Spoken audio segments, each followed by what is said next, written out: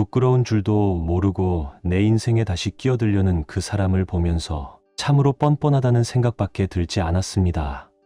버림받은 기억은 쉽게 지워지지 않더군요. 그래서 저는 끝까지 밀어냈어요. 그게 옳은 줄 알았으니까요. 하지만 그날 이후 제 인생은 완전히 달라졌습니다.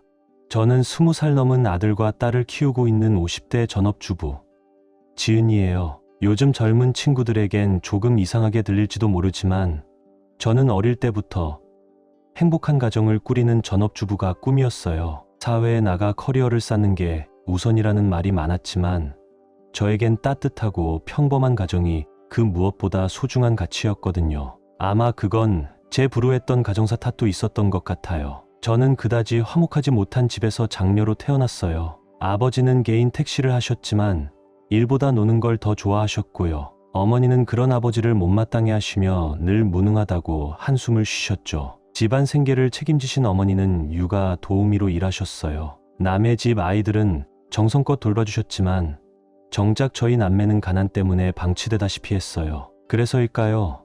부모의 손길이 절실하던 시기에 방황했던 진우는 학창 시절 내내 사고를 달고 살았고 가출은 일상이었어요. 그에 반해 저는 사람들과 눈도 잘 못 마주치던 몹시 소심한 아이가 되었죠. 늘 구석에서 조용히 있던 저에겐 대학 진학은 꿈조차 꿀 수 없는 일이었어요. 하지만 운이 좋게 여상을 졸업하고 은행에 입사하게 되었고 그때만 해도 은행원이라는 직업은 공무원만큼 안정적인 인식이 있어서 처음으로 어깨를 으쓱할 수 있었죠. 남편 민석 씨와는 같은 은행에서 일하며 만났어요. 저는 일반 창구에서 근무했고 남편은 대출 창구를 맡고 있었어요. 말수는 적었지만 책임감 강한 모습에 자꾸만 눈길이 갔죠. 하지만 내성적인 제가 먼저 다가가긴 어려웠고 그저 멀리서 바라보기만 했어요. 그런데 운명처럼 시어머님을 은행 창구에서 우연히 만나게 되었어요. 저는 늘 그랬듯 정중하게 응대했는데 그분이 제 친절한 태도를 마음에 들어 하셨는지 그날 이후 은근히 자주 저를 보러 오셨어요. 물론 그분이 민석 씨 어머님이라는 건 그땐 몰랐죠. 한 달쯤 지났을까요? 어머님께서 밖에서 점심을 같이 하자고 하셨어요. 고객과는 사적으로 만날 수 없다고 정중히 사양드렸더니 그제야 웃으시며 본인을 소개하셨어요. 사실 한민석 대리가 내 아들이에요.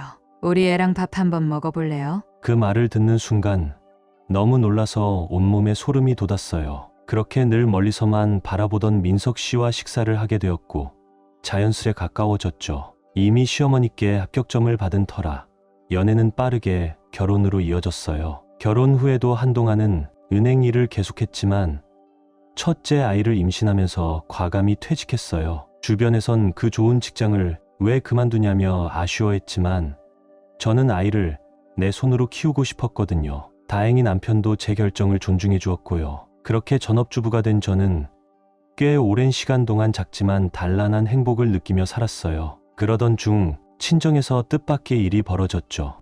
홀로 생활을 꾸려오시던 어머니께서 더는 버틸 수 없겠다며 이혼을 선언하신 거예요. 그 시기는 진우가 여자친구와의 아이 때문에 속도 위반 결혼을 준비하던 때였어요. 제대한 지 얼마 되지 않은 진우 대신 결혼 준비까지 도맡은 어머니는 점점 지쳐가셨고 결국 돈 문제가 도화선이 되어 결혼식이 끝나자마자 이혼하시겠다고 하셨어요. 누나로서 뭔가 도와드리고 싶었지만 저도 남편 혼자 벌어오는 살림에 여유가 없었어요. 아이 키우는데 들어가는 비용도 만만치 않았고요. 그렇게 부모님은 이혼하셨고 어머니는 살던 집을 빼 진우의 신혼집 전세 보증금으로 주셨어요. 남은 돈으로는 고시원처럼 작은 원룸을 얻어 혼자 지내시게 되었고요. 걱정돼 자주 찾아뵈었지만 어머니는 이제는 마음이 편하다며 자주 오지 말고 너희 가정이나 잘 꾸리라고 하셨어요. 아버지는 이혼 후 연락도 없이 사라지셨고 저희 가족은 혹시라도 다시 연락이 올까봐 전화번호까지 바꿨죠. 솔직히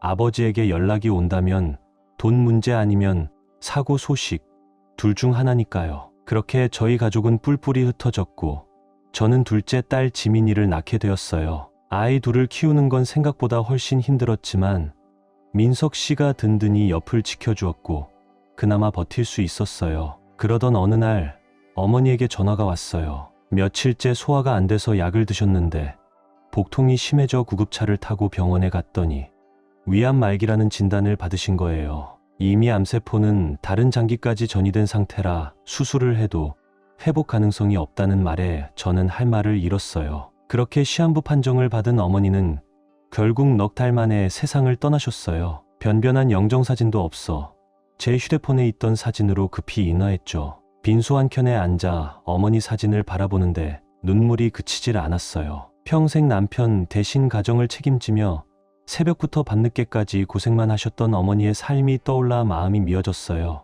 민석 씨는 발인 전에 아버지를 한번 찾아뵈는 게 어떠냐고 조심스레 말했어요. 하지만 저는 단호히 고개를 저었죠. 그 사람 때문에 엄마가 얼마나 고생했는데 지금 와서 뭘 하러 찾아가? 민석 씨는 알겠다고 했지만 뭔가 찜찜한 표정이었어요. 제가 혹시 숨기는 거라도 있냐고 다그치자 아니야, 진짜 아무 일도 없어 하며 외면했죠. 장례 이튿날 밤, 민석 씨는 저와 진우에게 이제 더는 손님도 없을 테니 방에 가서 쉬라고 했어요. 빈소는 자기가 지키겠다면서요. 다음날 아침이 발인이었기에 진우와 저는 장례식장 내의 가족 대기실로 들어갔어요. 그렇게 발인을 마치고 어머니의 장례는 마무리되었어요. 그런데 지민이가 묻는 거예요. 엄마, 어젯밤에 누가 늦게 빈소에 다녀갔어? 순간 불길한 예감이 들었어요. 저는 곧장 민석 씨에게 물었죠. 혹시 어젯밤에 아버지 왔었어? 아니야. 그냥 늦게 소식 듣고 찾아오신 분이 부의금만 주고 가셨어.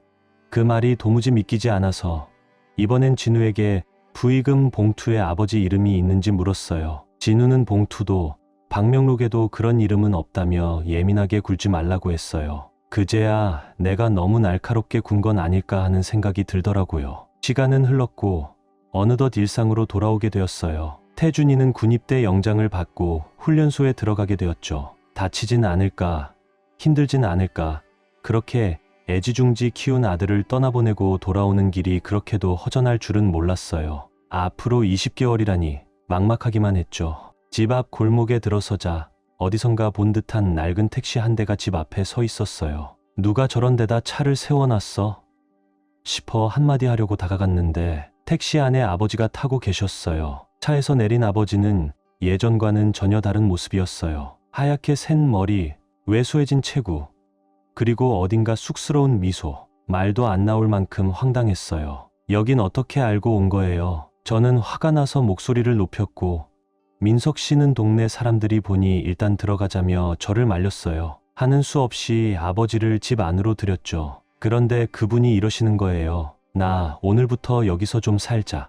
진심으로 기가 막혔어요. 거실 한켠에 가방을 내려놓고는 집 안을 둘러보시는데 마치 자기 방이라도 찾는 듯한 눈치였어요. 뭐라고요? 젊었을 땐 엄마한테 얹혀 살더니 이젠 나한테 얹혀 살겠다고요? 언제까지 가족한테 기대서 그렇게 살 거예요? 나 아빠랑 같이 살 생각 없어요. 소리를 지르는 제 말에도 아버지는 태연히 말씀하셨어요. 여기 태준이 방이지?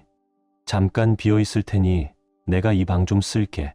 그리고는 가방을 들고 태준이 방으로 들어가려 하셨어요. 누구 마음대로요? 거긴 못 들어가요. 당장 나가요. 저는 그 앞을 막아서며 아버지를 밀쳐냈고 거실에서 실랑이를 벌이게 되었어요. 그때 민석 씨가 달려와 저를 끌어내며 말했어요. 진정해. 아버님도 잠깐이 시래잖아. 내가 지금 진정하게 생겼어. 그 순간 민석 씨가 어딘가 수상해 보였어요. 당신 혹시 이 사람하고 연락하고 있었던 거야? 추궁하자 민석 씨는 아무 말도 하지 못했고 결국 저를 안방으로 데려가 조심스레 말을 꺼냈어요. 5년 전이야.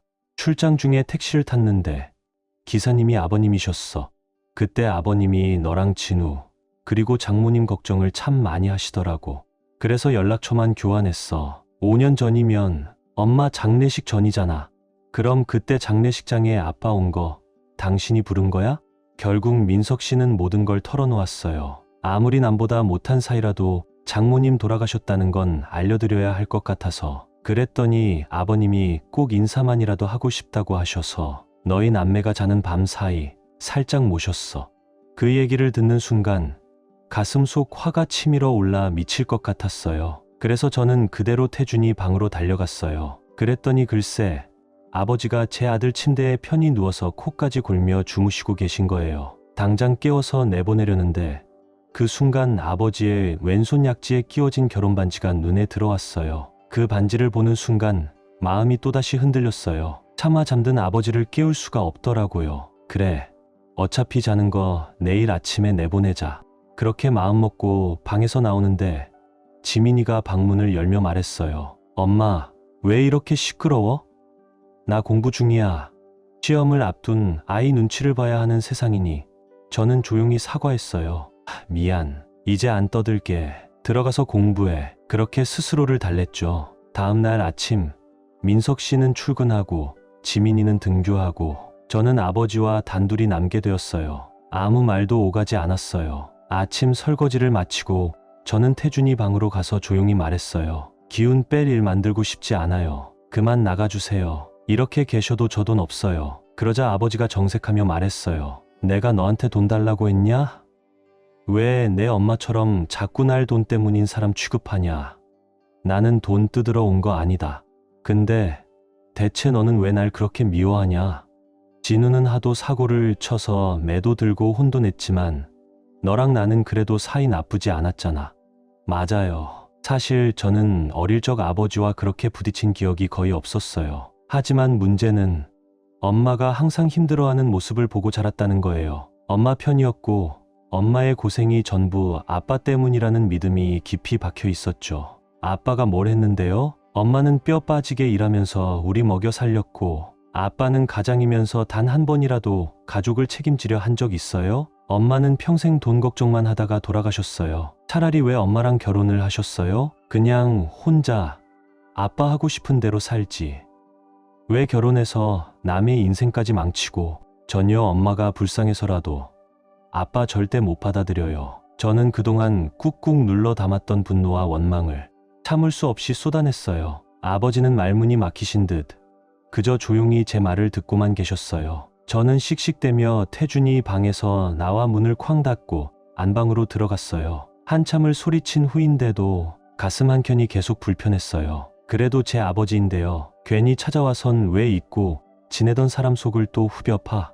속이 뒤집힌 것도 결국 아버지 탓으로 돌렸어요. 그날 저녁 민석 씨가 퇴근하고 집으로 돌아왔고 식탁에 둘러앉았지만 저희 모녀는 말 한마디도 없이 밥을 먹었어요. 입맛도 없고 분위기도 너무 무거웠죠.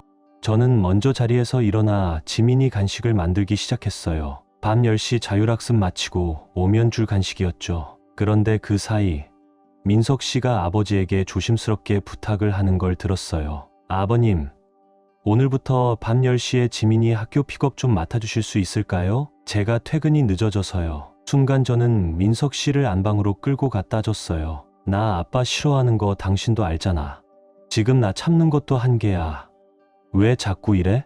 민석 씨는 조용히 말했어요. 이게 다 우리 지민이를 위해서야. 당신이 아버님께 하는 걸 지민이가 보고 배울 거 아니야. 아이에게 부모 대하는 태도를 보여주는 건 중요하다고 생각해. 그리고 나지막이 덧붙였어요. 당신이 아이들을 지나치게 챙기는 것도 사실은 다 애정결핍 때문이잖아. 그 말에 저는 눈물이 왈칵 쏟아졌어요. 그래, 나 부모 사랑 못 받고 자라서 그래. 근데 그렇게 꼭 면전에 대고 콕 집어 말해야 속이 편했어? 민석 씨는 말없이 일어나 거실로 나가버렸고 저는 억울하고 서러운 마음에 눈물만 흘렸어요. 그때 현관문 닫히는 소리가 들렸어요. 시계를 보니 밤 9시 40분. 남편이 부탁한 대로 아버지가 지민이 데리러 간 거였어요. 잠시 후 지민이와 아버지가 깔깔 웃으며 현관문을 열고 들어왔어요. 저는 차마 웃지 못하고 불편한 표정으로 두 사람을 바라봤죠. 그걸 본 아버지가 조심스럽게 말했어요. 민석이랑 싸웠냐? 진짜 기가 막혔어요. 이게 다 누구 때문인데? 정말 몰라서 묻는 건지 모른 척하는 건지. 결국 저는 폭발하고 말았어요. 태준이 방으로 달려가 아버지 짐을 싸서 현관에 던졌어요. 이 집에서 나가세요. 당장 나가요. 그렇게 소리치고는 방으로 들어가 이불을 뒤집어 쓰고 펑펑 울었어요. 싫다는데도 왜 찾아와서 사람 마음을 후벼 파는지. 결국 저만 나쁜 딸이 돼버렸어요. 다음 날 평소보다 훨씬 일찍 눈이 떠졌어요. 한참 울고 나니 답답했던 가슴이 조금은 풀린 듯 했죠. 옆에서 자고 있는 민석 씨를 보자 어젯밤 일이 다시 떠올랐어요. 사실 그 말 애정결핍이라는 말에 저는 진심으로 뜨끔했거든요. 무능한 남편 탓에 평생 고생만 했던 엄마처럼 되지 않기 위해 민석 씨와 결혼했고 우리 아이들만큼은 사랑 듬뿍 받고 자라게 하겠다고 다짐했어요. 하지만 그건 제 생각일 뿐 민석 씨와 아이들의 마음은 고려하지 못했단 걸 알게 됐어요. 그래서 생각했어요. 적어도 지민이를 위해서라도 어제 아버지께 했던 말 사과해야겠다고요. 부모한테 그렇게 함부로 하고 나서 아이에게 존중받기를 바란다는 건 말도 안 되는 거니까요. 조심스레 태준이 방 문을 열었는데 아버지는 이미 떠나고 없었어요. 아버지는 아무 말 없이 떠나시고 낡은 공책 한 권과 짧은 편지만 남겨두셨어요. 편지에는 이렇게 적혀 있었어요. 사랑하는 딸 지은아, 아빠가 멋대로 불쑥 찾아와서 괜히 소란을 일으켜서 미안하다. 내 말을 들으니 아빠가 너희 엄마와 너희 남매에게 얼마나 부족한 사람이었는지 새삼 느꼈다. 늦었지만 미안하다. 하지만 꼭 이건 믿어줬으면 좋겠다.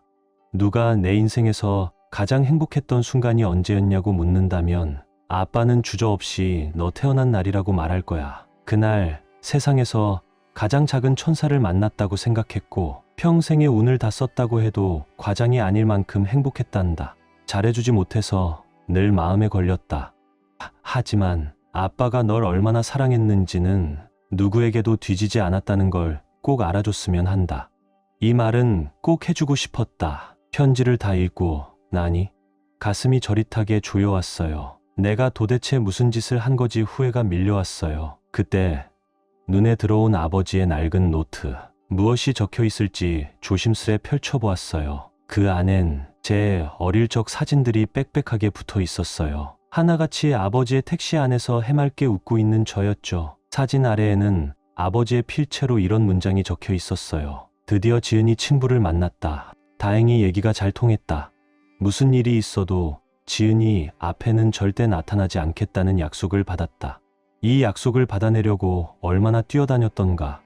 이제야 마음 편히 내 가족들을 다시 만날 수 있을 것 같다. 친부라니요? 머릿속이 하얘졌어요. 처음 듣는 사실이었으니까요. 그동안 아버지가 저희 친부를 찾아 전국을 돌아다니셨다는 사실에 말문이 막혔어요. 온갖 눈총과 멸시를 견디며 택시를 끌고 돌아다닌 이유가 바로 저 때문이었다니. 가슴이 먹먹해진 저는 곧장 민석 씨를 흔들어 깨웠어요. 아빠, 전화번호 빨리 줘. 지금 당장 어디 계신지 알아봐줘. 아빠 집 나가셨어. 민석 씨는 급히 전화를 걸었지만 아버지는 받지 않으셨어요. 그런 저에게 민석 씨는 조심스레 말을 꺼냈어요. 그렇게 내보내자고 했던 건 너였잖아.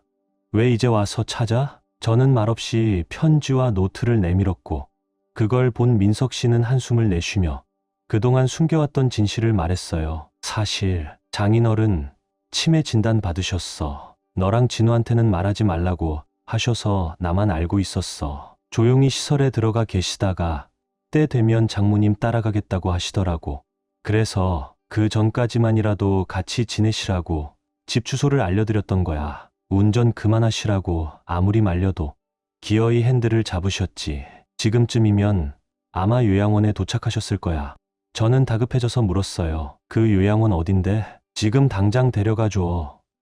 하지만 민석 씨도 정확한 위치는 모른다고 했어요. 마지막은 아무한테도 보여주고 싶지 않다고 하셨어. 전 그 길로 진우를 찾아가 아빠를 찾아야 한다고 말했어요. 진우는 처음엔 어이없다는 표정이었지만 편지와 노트를 보고는 눈이 빨개지더니 고개를 끄덕였어요. 그렇게 저희 남매는 전국의 치매 요양시설을 샅샅이 뒤졌고 거의 2달 만에 드디어 아버지가 계신 곳을 찾아냈어요. 놀랍게도 지민이도 함께 가겠다며 나섰어요. 우리가 도착한 곳은 경기도 파주의 어느 조용한 요양원이었어요. 주차장 안쪽에는 익숙한 아버지의 낡은 택시가 조용히 서 있었고요. 그리고 요양보호사와 산책 중이던 아버지가 눈에 들어왔어요. 저는 그 모습을 보는 순간 참고 있던 눈물이 왈칵 쏟아졌어요. 그런데도 입에서는 또다시 쌀쌀맞은 말이 튀어나왔어요. 역시 한량 아니랄까봐 숨을 거면 그냥 아무도 못 찾게 가시지. 뭐 이렇게 좋은 데서 편하게 지내세요? 입을 삐죽거렸지만 그날 아버지와 저는 처음으로 서로를 보며 웃었어요. 그리고 아버지의 입을 통해 저의 친부에 대한 이야기를 들을 수 있었어요. 엄마는 결혼 전 같은 동네에서 자란 오빠 같은 사람을 사랑하셨대요. 하지만 그 사람에게 엄마는 그저 하룻밤의 장난감 같은 존재였죠. 엄마가 임신 사실을 알리고 그에게 말했지만 그는 그날 밤 서울로 도망을 쳤대요. 외할아버지가 그 사실을 알고 급히 혼처를 알아보셨고 엄마는 그렇게 등 떠밀려 시집을 오게 되셨다고요. 결혼 후 8개월 만에 제가 태어났고 주변에선 저를 두고 팔싹둥이라 했어요. 그 말에 아버지는 바로 눈치채셨대요. 이 아이는 내 딸이 아니구나. 초야를 치른 건 결혼 후 서너 달 지난 뒤였기에 아버지는 혼자서 진실을 알아챈 거죠. 그래도 엄마가 솔직히 사과해 줄 거라 기대하셨대요. 하지만 엄마는 끝까지 한마디 사과도 없이 살아가셨어요. 그래서 아버지는 점점 집에 애정이 떨어졌고 밖으로만 돌게 되셨던 거예요. 이혼도 생각했지만 저를 보면 그럴 수가 없으셨다고 했어요. 그래서 가슴으로라도 너를 품고 싶었다. 저는 아버지께 진심으로 사과드렸어요. 저 잘못했어요. 그러니까 같이 가요. 혼내도 좋으니까 다시 우리랑 같이 살아요. 그리고 지민이도 할아버지를 그렇게 찾아 헤매는 모습을 보고 제발 같이 가자고 했어요. 그동안 꿈쩍 않던 아버지는 지민이 얘기에 바로 가방을 싸시더라고요. 그렇게 저는 아버지를 다시 모셔올 수 있었어요. 물론 어색하지 않다면 거짓말이겠죠.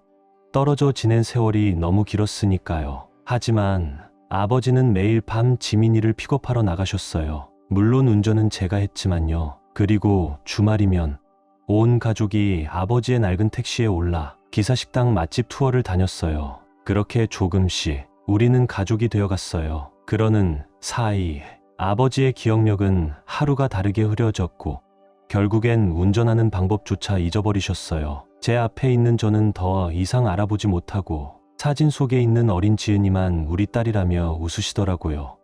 그렇게 우리는 아버지와의 마지막 이별을 준비하게 되었어요. 아버지는 다시 요양원에 입소하셨고 입소하신 지 반년쯤 지난 어느 봄날 잠결처럼 조용히 세상을 떠나셨어요. 살짝 미소 지은 얼굴로 마치 평온히 잠든 사람처럼 저는 어머니의 묘 바로 옆자리에 아버지를 모셨어요. 비록 삶에 있어선 한량 같던 남편이었지만 적어도 마음만큼은 누구보다 엄마를 아끼고 사랑했던 사람이었으니까요. 엄마도 이제는 그걸 알아주셨으면 좋겠어요. 지금 아버지의 낡고 사연 많은 택시는 진우네 집 주차장에 놓여 있어요. 진우가 꼭 가져다 두고 싶다고 고집을 부렸거든요. 가끔 어린 시절이 떠오르면 그 택시 운전석에 가만히 앉아본대요. 이렇게 이야기하다 보니 저도 오늘은 동생네에 들러 아빠 택시에 한번 앉아봐야겠네요. 오늘따라 유난히 아빠가 그립네요. 아빠, 우리 가족을 사랑으로 안아주셔서 정말 감사합니다. 이제는 혼자 짐 지지 마시고 그곳에서는 편안히 아무 걱정 없이 쉬세요. 세상의 모든 부모님들 정말 존경합니다. 지금까지 저의 이야기를 들어주셔서 감사합니다. 혹시 이 사연이 마음에 닿으셨다면 댓글로 응원과 따뜻한 조언을 남겨주세요. 좋아요와 구독은 제게 큰 힘이 됩니다. 여러분의 하루도 좋은 일로 가득하길 바랍니다. 끝까지 제 얘기 들어주셔서 진심으로 감사드려요. 돌고 돌아 알게 된 아빠의 마음에 저는 결국 고개를 숙일 수밖에 없었어요. 부족했던 사랑도 서툴렀던 표현도 다 이해하게 되더라고요. 이야기가 마음에 닿으셨다면 구독과 좋아요 부탁드릴게요. 다음 이야기에서 또 따뜻하게 만나요.